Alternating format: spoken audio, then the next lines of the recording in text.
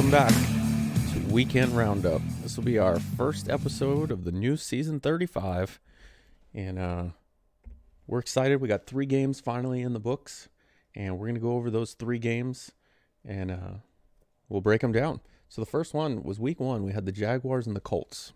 You see here, the Jaguars ended up coming out not quite as good a start as we had the last couple times we faced the Colts. We still ended up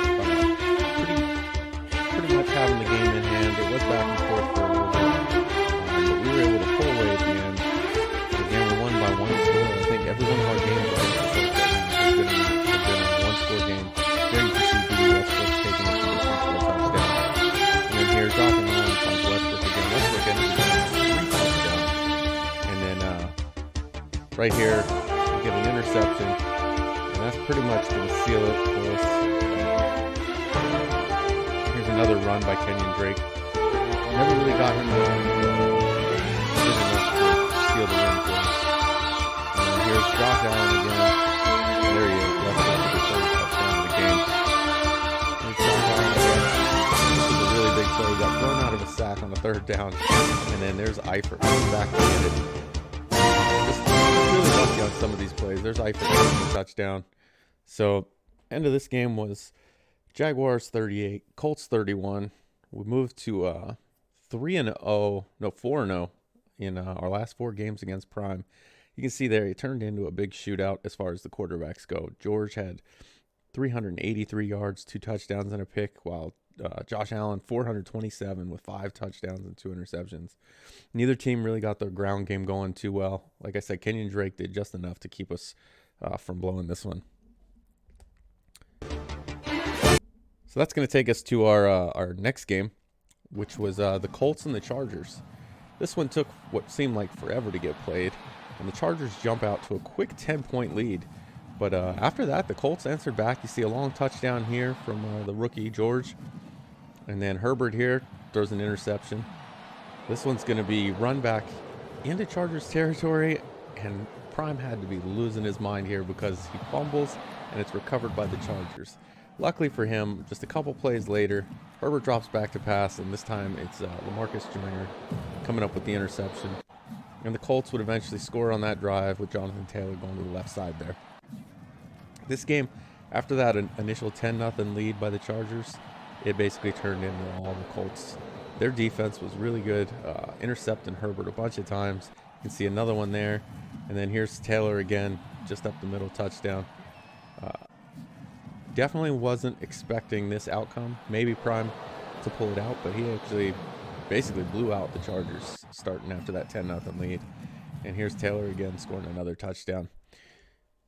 And you can see Colts win 28-20. Chargers scored a late touchdown to get back in it, but they were never able to get actually back in it. George, only 154 yards, but super efficient. 8 for 11 passing, 1 touchdown, no interceptions. Taylor there, 116 yards, 3 touchdowns. And then on the other side of the ball, you can see Herbert, 4 interceptions. That really cost the Chargers the game. So immediately after this game finished, though, the Chargers took on the Broncos in the next game of the week. And this one went the complete opposite way for the Chargers. He came out and he was getting all the turnovers. That lucky bounce there looked like the Broncos may have been out of bounds. The game didn't overturn it, so QB gets a touchdown there. He gets another touchdown here on a questionable spot, but he may have reached out. That reach animation is really overpowered this year. And then there's KJ Hamler catches the touchdown pass. But then here's Drew Lock. He's going to drop back. You can see QB's got all but 3 guys in coverage, and he's going to force a fumble with Murray. That's going to be picked up by Adderley in return for the touchdown. His defense was really good this game. He forced a lot of turnovers. There's Elam, the rookie for the Broncos, scoring a touchdown.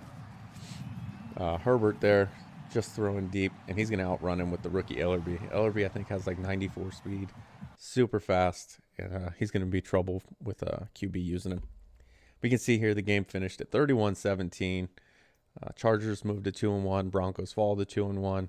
So the 2 undefeated teams in the AFC West are now each sitting at 1 loss. Herbert's still 3 interceptions, so he's still turning the ball over quite a bit more than I'm sure QB wants. But you can see there Ellerby 5 receptions, 139 yards, and a touchdown. Like I said, he's going to be tough to deal with that speed. And so that's our 3 games of the week. And then the next thing we have is our top 5 plays of the week. We didn't have many submissions this week, but what we did have, we added on here. So here's Josh Allen taking on the Texans just last night on a big 3rd and 1. He's able to throw it. He's getting hit to complete that to DJ Shark. Here coming in at number 4, we have from the Bears-Vikings. Trubisky's going to drop back to pass, and it's going to be intercepted, and that's actually going to seal the game for the Vikings. He takes it down to about the 2-yard line and runs out of bounds. Every one of these Bears-Vikings games has been fairly close, and Baz just keeps coming out on top. At number 3, we have another play from Josh Allen here. He avoids the sack on a 3rd and 6. Big play late in the game, and he ends up running it for a first down. Number 2, this is going to be the Arizona Cardinals and meets. Kyler Murray's going to throw it up to Hopkins, who's going to jump over the defender. 3 different guys have a chance to tackle him, and he's going to break all 3 tackles and take it into the end zone. And then our number 1 play, again, from the Vikings and Bears game. This is going to be the Vikings are going to drop back. They're going to throw it.